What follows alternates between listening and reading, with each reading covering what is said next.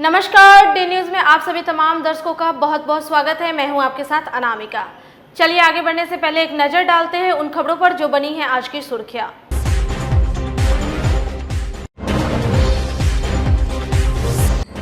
बारिश के पानी में डूबकर एक लड़की की मौत, मुआवजे की मांग करते हुए ग्रामीणों ने कर दिया हाईवे जाम।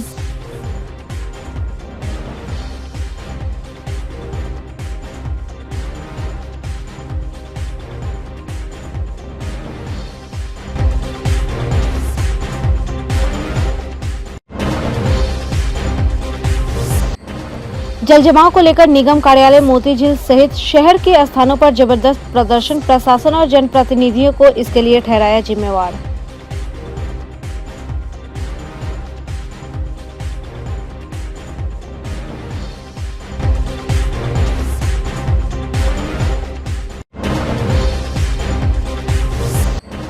और उपेंद्र कुशवाहा के एक पोस्टर से जदयू में उत्पन्न हुआ विवाद, विपक्षियों ने भी साधा निशाना।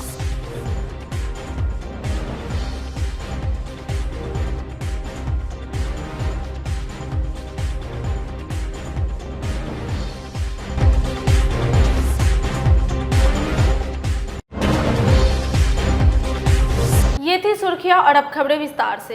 सकरा के नवलपुर मिसरौलिया में शुक्रवार की शाम शौच करने गई एक युवती की पानी में डूबने से मौत हो गई। मृतका की पहचान उसी गांव के रामेश्वर राम की 15 वर्षीय बेटी सरिता कुमारी के रूप में हुई है। घटना के बाद परिवार में कोहराम मचा हुआ है। शनिवार को पोस्टमार्टम होने के बाद शव पहुंचते ही परिजनों के साथ ग्रामीणों ने मुआवजे की मांग को लेकर NH 28 को जाम कर दिया। सूचना पर पहुंचे सकरा पुलिस के साथ DSP पूर्वी मनोज पांडे ने आक्रोशित लोगों को समझा बुझाकर शांत करवाया।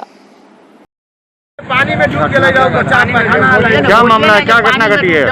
पानी में डूब गई है 11 बजे देर रात में। उसके बाद क्या मांगे आप लोग? रोड जाम करने का क्या मांग? क्या उसका मुआवजा चाहिए। अगर नहीं मिलता फिर आप लोग क्या करेंगे? नहीं मिलता फिर आप लोग क्या करेंगे? फिर हम रोड बंद करेंगे। रोड जाम किया गया था। एक बच्ची जो है वो डूब गई थी, उसके विरोध में लोगों ने रोड जाम मुआवजा को लेकर जाम हटा दिया गया है। जब मतलब रोड क्लियर हो गया। पिछले एक महीने से जल जमाव से परेशान मोती झील के व्यवसायियों का सब्र शनिवार को टूट गया। मोती झील के व्यवसायियों ने अपनी दुकानें बंद कर सड़क पर उतर घंटों सड़क जाम कर नगर निगम के विरोध में जमकर नारेबाजी करते हुए प्रदर्शन किया।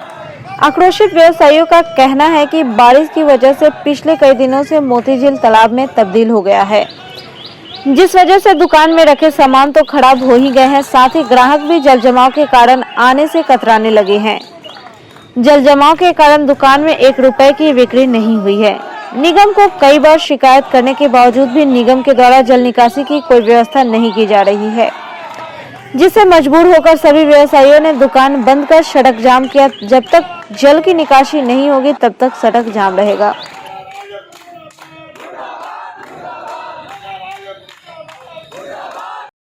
ये सबसे बड़ी प्रॉब्लम है हमारा मोती झील में 1 महीना से जल जमाव, जो कि हम लोग नगर आयुक्त को, नगर प्रशासक को, नगर निगम को, सारे को पता है कि मोती झील में पानी लगती है, लेकिन इसका कोई उपाय नहीं है। हमारे नगर आयुक्त साहब स्कॉर्पियो से आते हैं पानी में भ्रमण करने के लिए, वो दृश्य देखते हैं कितना बढ़िया लग रहा है। मोती झील है, ये तो झील होना ही चाहिए उनके हिसाब से।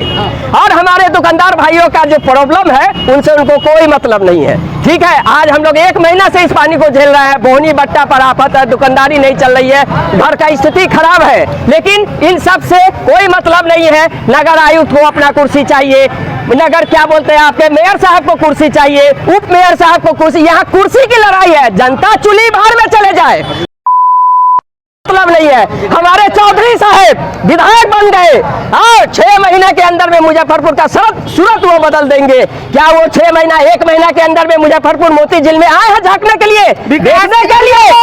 और ये हमारा स्मार्ट सिटी है, हमारा ये स्मार्ट सिटी आप देख रहे हैं कैसा है मोती झील, जो शहर का हार्ट बोला जाता है, दिल बोला जाता है शहर को। नहीं निकला तो आगे आप लोग क्या कीजिएगा? तो आगे इससे उग्र आंदोलन होगा, इससे भयानक आंदोलन होगा, भी ज्यादा करें। सारे दुकानें बंद हो जाएगी। आज तो ये जाम हुआ है, कल कल्याणी चौक जाम होगा, परसों धर्मशाला जाम होगा।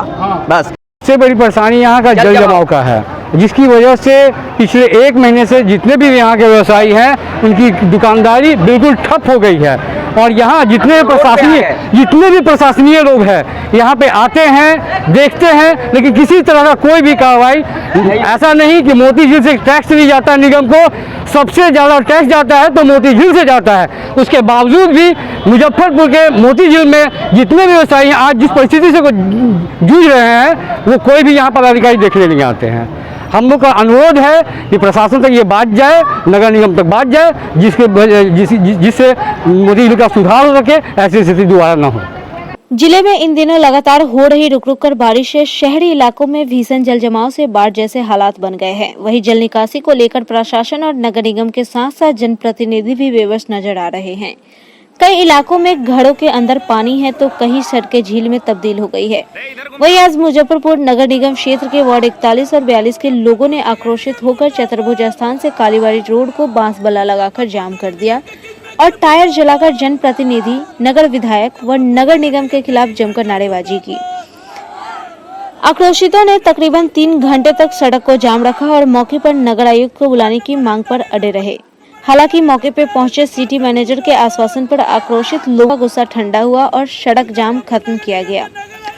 लोगों ने आरोप लगाया कि जनप्रतिनिधि सिर्फ जनता को बरगलाकर चुनाव जीतना पसंद करते हैं, लेकिन जनता की समस्या जब आती है तब उनका तबीयत खराब हो जाता है। वहीं दूसरी ओर लगातार जल जमाव के बावजूद नगर निगम द्वारा जल निकासी की कोई व्यवस्था नहीं की जा रही है। आने जाने वाले लोग लगातार सड़कों पर गिरकर घायल हो रहे हैं। जल जमाव में सड़कों पर डूबे गड्ढे के कारण मोहल्ले से निकलना भी कठिन हो गया है। यहाँ चारों तरफ से जो है सो लोग पानी भरा हुआ है, जिधर निकलिएगा पानी ही पानी है। अशुद्ध में आपको कोई पूजा करने नहीं आएगा और अशुद्ध में जितने लोग आ रहे हैं वो लोग देख करके ही लौट जाते हैं। इसलिए कालीबाड़ी रोड एकदम परेशानी है, अति परेशान में यहाँ कालीबाड़ी रोड। कितने दिनों से परेशानी? 2 महीना से अभी जो है तो अभी का 2 महीना से है और 2 साल से आपका जो है कंटिन्यू जब बरसात आएगा कि बस पानी का। जनप्रतिनिधि को बोले हैं? हाँ, सब लोग को बोले हैं, अर्चना पंडित को बोले हैं, विजय को बोले हैं, लेकिन कोई उपाय नहीं हुआ। कोई वैल्यू नहीं किया। क्या करेगा? कितना दिन से जल जमाव है? 6 महीना से। कितना दिन से? 1 महीना 20 दिन हो गया पानी के लिए। अब बताइए क्या करेगा? कोई सुन नहीं रहा। गरीब आदमी क्या करेगा? गरीब आदमी कोई व्यवस्था है? गरीब आदमी बोलिए, कोई सुन नहीं रहा। हम यही नियमित करते हैं कि हमारी सरकार कब से गरीबों के कब सुने। इतना पानी गिर रहा है और स्मार्ट सिटी बनाना है, कैसे बनेगा? कोई जनप्रतिनिधि नहीं आया? कौन बताइए? कुछ नहीं है। कोई विधायक, सांसद? घर में रहते हैं, किराएदार है हम लोग। 6 महीने से पानी लगा हुआ है, घर में, बाथरूम में, सब जगह पानी घुसा हुआ है। पीने के लिए पानी नहीं है आदमी को, पीने के लिए पानी नहीं है। कोई वार्ड परिषद सुन रहा है, न कोई विधायक सुन रहा है, कोई भी नहीं सुन रहा है। सरकार भी नहीं सुन रहा है, कोई भी नहीं। 15 साल से सुबह समय भी वो भी नहीं सुन रहा है, कोई भी नहीं सुन। क्या मांग है आप लोग? हम लोग को मांग है कि पानी निकल जाए, पानी निकल जाए। बड़ी बुरी जर्जर आदमी काम कैसे करने जाएगा? औरत लड़की जाने में तकलीफ पानी हो रहा है। 6 महीना साल भर से पानी कंटिन्यू। और बरसात में हर साल ही यही होता है कि बरसात आया पानी 6 महीना साल भर कंटिन्यू लगा रह जाता है, नहीं निकलता है, न निकलता है। और घर निकला भी थोड़ा बहुत पानी बरसात तुरंत फिर वो लेबर 3 फीट 4 फीट पानी रहता है। आने जाने वाले लोग, बच्चे लोग गिरते हैं, परेशान होते हैं। अभी भी 2-4 रोज पहले भी एक गिर गए, एक सेब बेचने वाली गिर गई। ये परेशानी हमेशा लगा हुआ है भैया। हाँ, इससे पहले हमारे विधायक और विकास मंत्री वो भी कुछ नहीं सुनी। मैंने 10 साल वो भी रहे, वो उन्होंने भी कुछ नहीं किया। अभी विधायक आए हैं, उन्होंने, उनसे हम लोग कहे तो उन लोग ने बोला कि हम 6 महीना से हाईवे किए हैं, आई 6 महीना से स्थिति है। किसी दुकान का फीता काटने में इनका तबीयत नहीं खराब है, माननीय नगर विधायक महोदय का, ठीक है। और क्या बोलते हैं, झंडा तोलन भी यहाँ कालीबाड़ी रोड में, उसका भी वीडियो है हम लोग के पास, ठीक है। वो भी झंडा तोलन करने आए तो पैजामा उठा के झंडा तोलन किए और यहाँ के समस्याओं का कोई समाधान, मतलब आए देख के गए, लेकिन इसका कोई बात उनको समझ में नहीं आया। मालूम क्यों नहीं?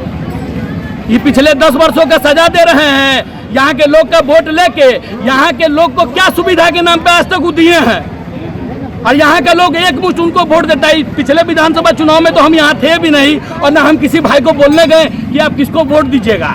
उसके बावजूद यहाँ के लोग अब स्वतः अपने मतलब समझ से जिसको मर्जी किया जो वोट दिया। और आज मान लीजिए आप नगर निगम के किंग मेकर हैं और उसके बावजूद लगातार हम लोग इतना मतलब रोड जाम कर रहे हैं। अपनी बात प्रिंट मीडिया और इलेक्ट्रॉनिक मीडिया के माध्यम से सभी लोग को, जिला में सभी लोग को जानकारी है, ऐसा नहीं कि किसी को जानकारी नहीं है। लेकिन जानकारी होने के बावजूद आप क्या कर रहे हैं मुजफ्फरपुर शहर के लिए?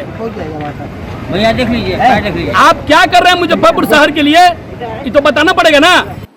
शनिवार को चतुर्भुज स्थान चौक पर ह्यूमन राइट्स एक्टिविस्ट फोरम के बैनर तले ह्यूमन राइट्स के सदस्यों ने एक दिवसीय अनशन जल जमाव की समस्या को लेकर किया। फोरम के राष्ट्रीय अध्यक्ष अशोक देशभक्त ने बताया कि मुजफ्फरपुर जिले में 2-2 एसटीपी पास होने के बावजूद नहीं बनाया जा रहा है, जिससे शहर में जल जमाव की समस्या से शहरवासियों को मुक्ति नहीं मिल पा रही है। इसका जल्द से जल्द निर्माण कराकर शहरवासियों को जल जमाव से निजात दिलाया जाए। जल्द से निजात नहीं दिलाया जाता है तो 26 अगस्त से फोरम के सदस्य आमरण अनशन पर बैठ जाएंगे। लोग जूझ रहे हैं, जल जमाव की समस्या मुजफ्फरपुर जिस तरह से व्याप्त है, आने वाला समय में संक्रमण से भी लोग ग्रसित होंगे। इसके लिए जो पूर्व के हमारे जो नगर विकास मंत्री, जो बड़े भाई हमारे फुलेश्वर थे, उन्होंने भी कहा है कि जल जमाव की समस्या का निराकरण नहीं हो सकता। ऐसे में मैं मानता हूँ कि वो फेल्योर हैं। मैं अभी जो वर्तमान विजेंद्र चौधरी हमारे भाई नगर विधायक हैं, वो भी पहले भी कह चुके हैं कि जल जमाव की समस्या का निराकरण करेंगे और उसी बल पर वो जीत हासिल किया है। सुरेश शर्मा जी ने भी स्वीकार किया है कि जल जमाव के कारण ये हम हार की शिकस्त हमें महसूस करना पड़ा, हारना पड़ा। मैं कहना चाहता हूँ कि अगर धरातल पर काम हो तो निश्चित रूप से जल जमाव की समस्या का निराकरण होगा, लेकिन ऐसा कुछ किया नहीं गया।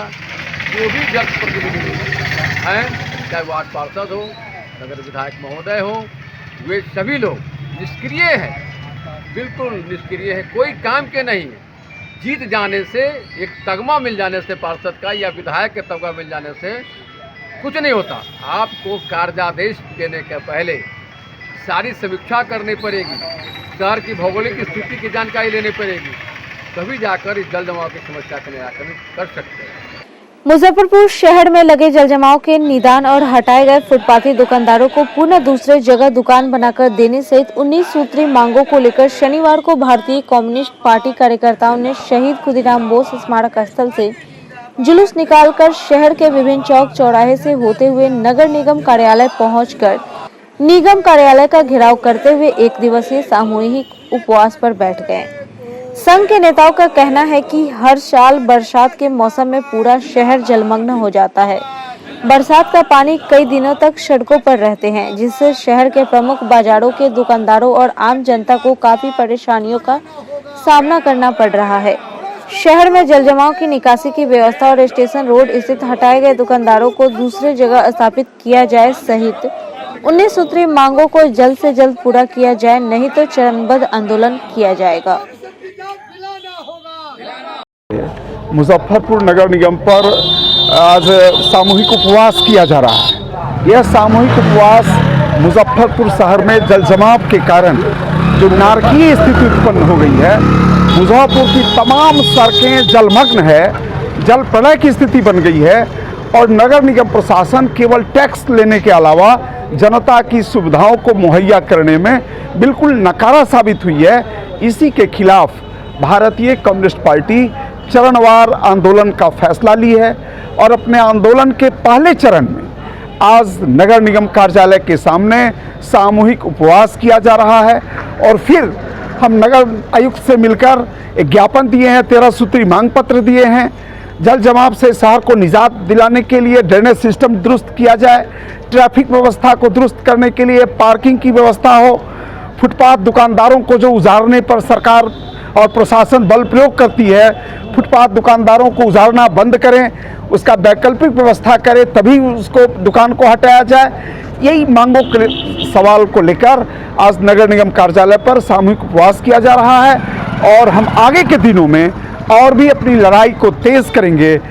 मुख्य रूप से शहर में जो जल जमाव है, उस जल जमाव के कारण जो 3 महीने से लोग घरों में ही काला पानी की जैसा सजा काट रहे हैं और प्रशासन की ओर से एक बहाना बनाया जा रहा है कि हम तो व्यवस्था कर रहे हैं, लेकिन बारिश हो जाती है जिसके कारण ये समय पर नहीं हो पाता है। दूसरा, जो फुटपाथ के दुकानदार जिनके लड़ाई लगातार हम भारतीय कम्युनिस्ट पार्टी लड़ते रहे हैं और उनको जब जब ये प्रशासन उजाड़ने का या तंग करने का काम किया है, कम्युनिस्ट पार्टी इस सवाल को लेकर कलेक्टर से लेकर सीएम तक का मिलकर करके बैठाने की बात किया है। जबकि हाई कोर्ट का आदेश के बावजूद भी ये प्रशासन के लोग एफिडेविट दिए हुए हैं कि जब तक कि हम उनको वैकल्पिक व्यवस्था नहीं करते हैं तब तक नहीं उजाड़ेंगे। उसके बावजूद भी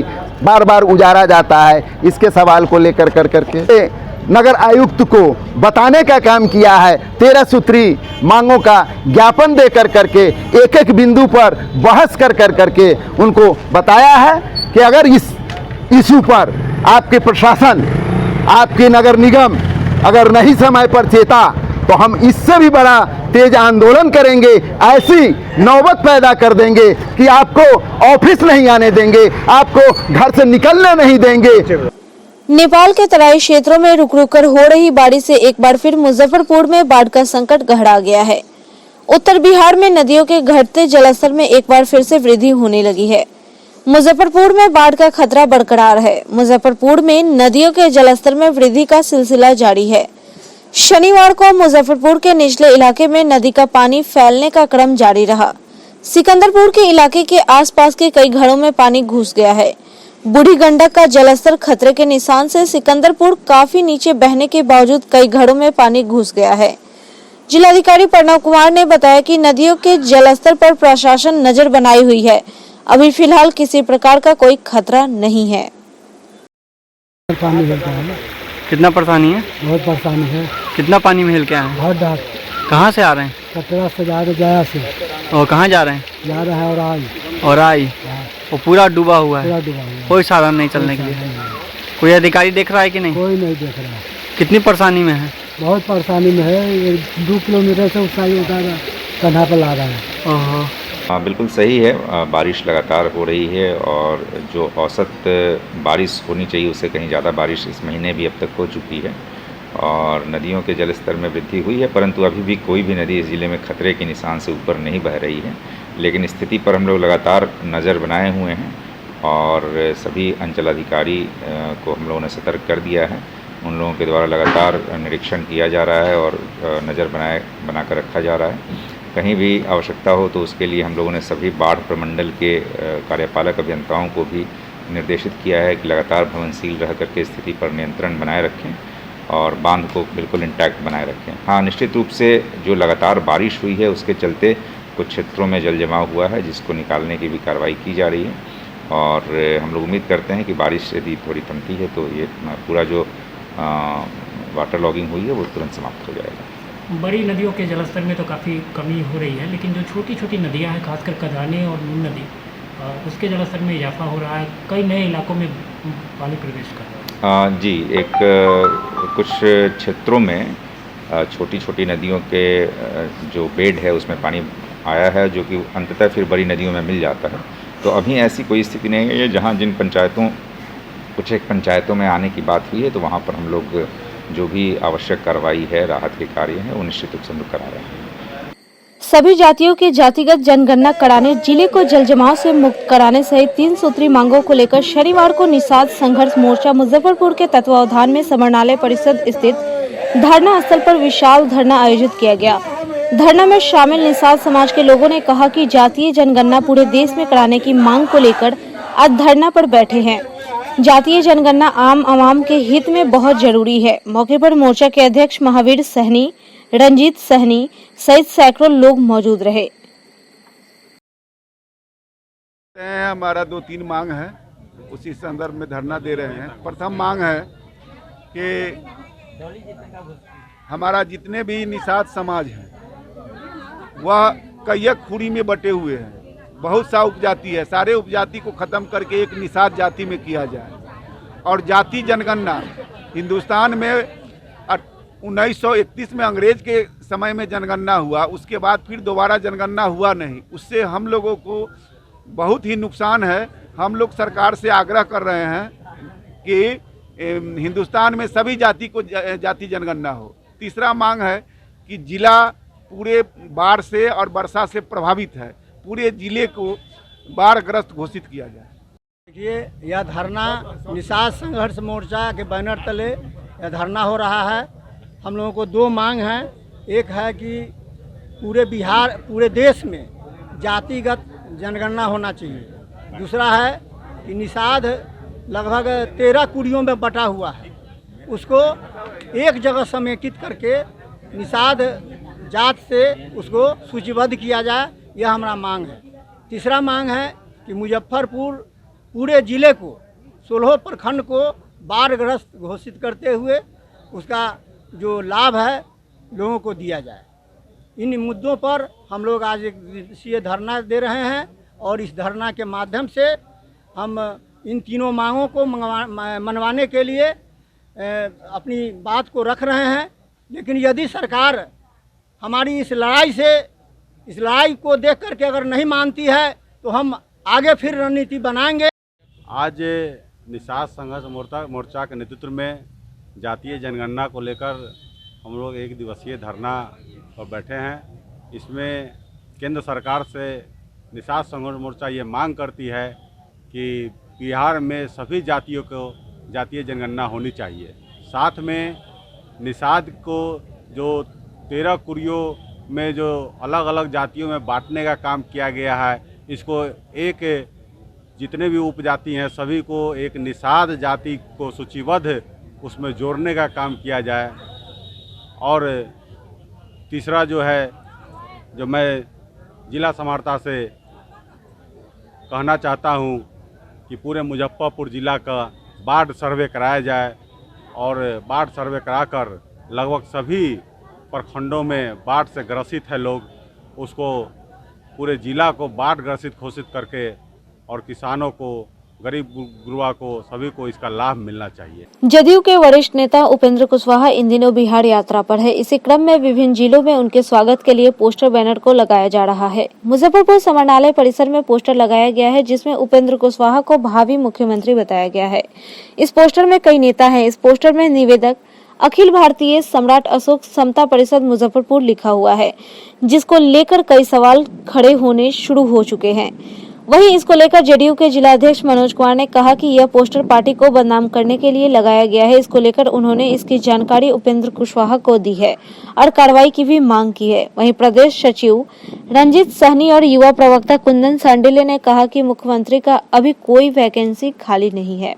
इस पोस्टर को मैं उपेंद्र कुशवाहा जी के पास भेजा हूं और वह बहुत गुस्से में है इस पोस्टर को देखकर, और हम कहे हैं कि जो लोग इसमें पहल की हैं उन पर कार्रवाई कीजिए आप। खासकर वैसे लोग हैं जो पार्टी को बदनाम करने के लिए, पार्टी में गुटबाजी करने के लिए इस तरह के काम कर रहे हैं।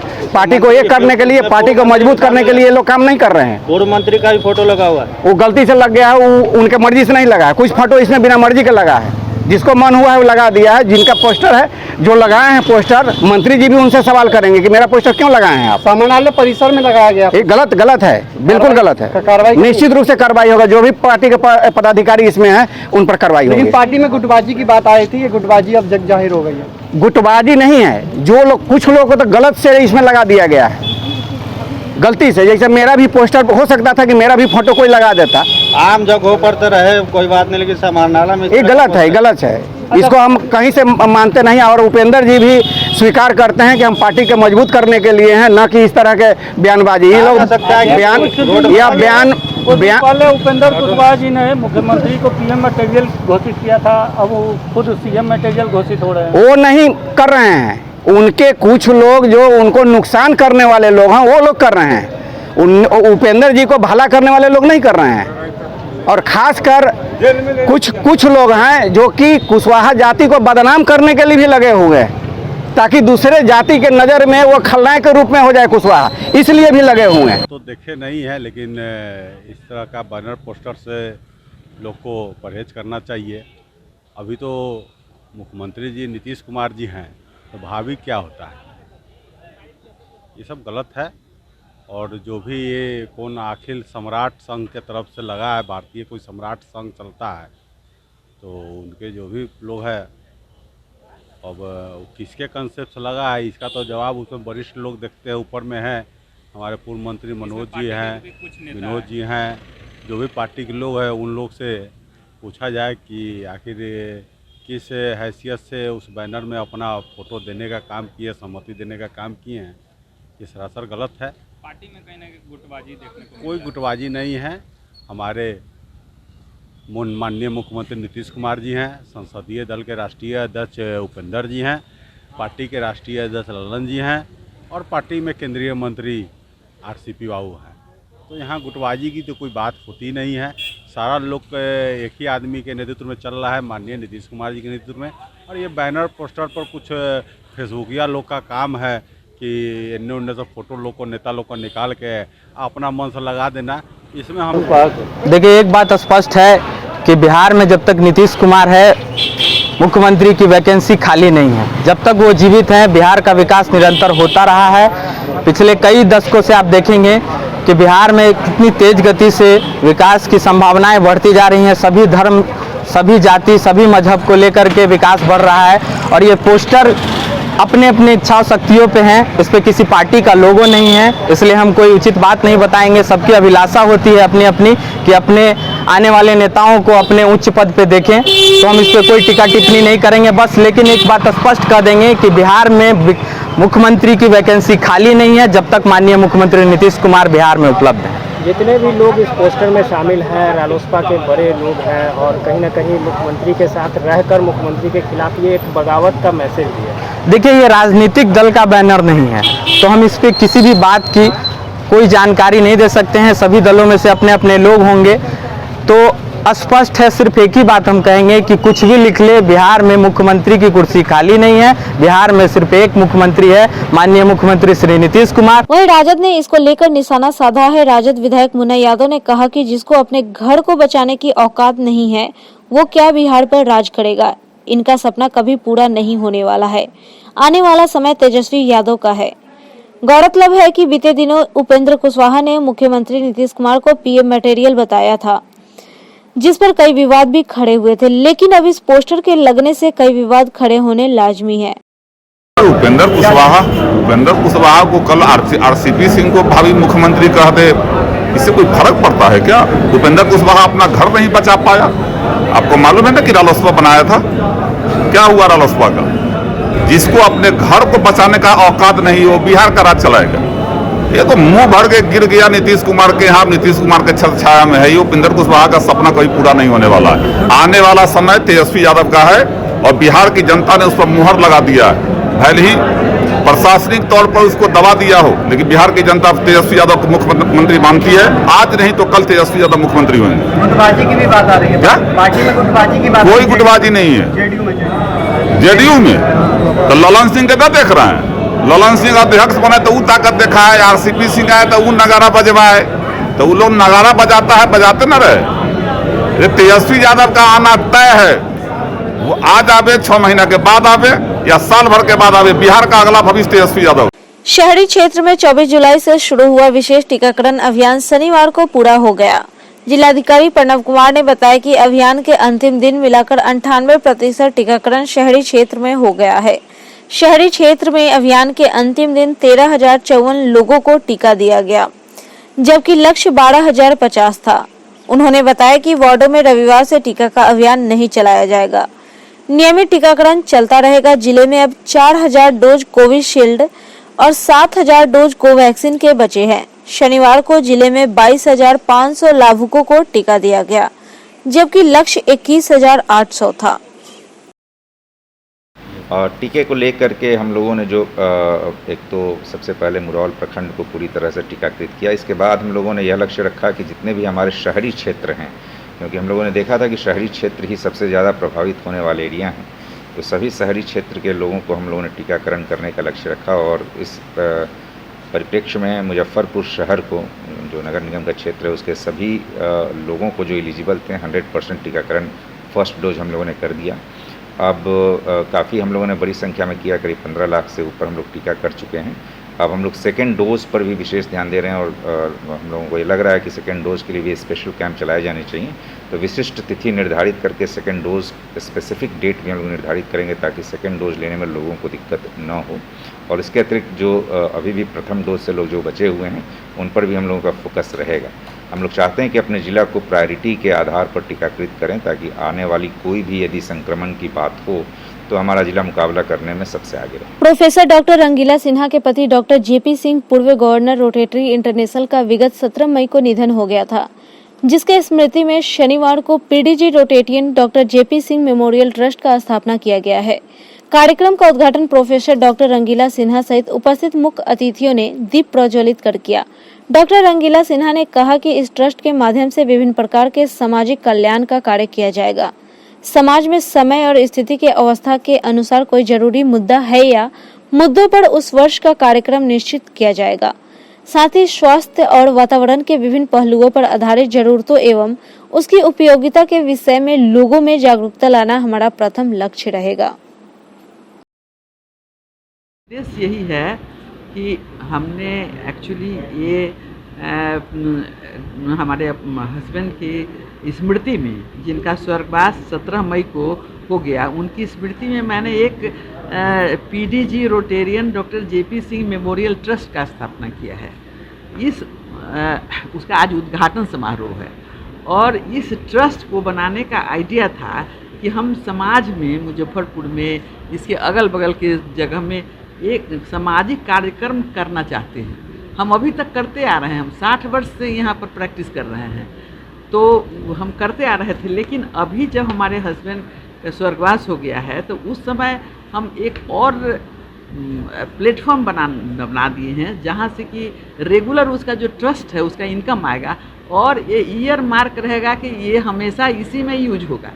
इसीलिए ट्रस्ट हमने अपने बच्चों को ट्रस्टी बना दिया है ताकि उनको ये न लगे कि हमारे पॉकेट से पैसा जा रहा है, क्योंकि उस ट्रस्ट से जो पैसा आएगा उससे उनको वही काम करना है, वो करें, उनके बच्चे करें, उनके बच्चे करें।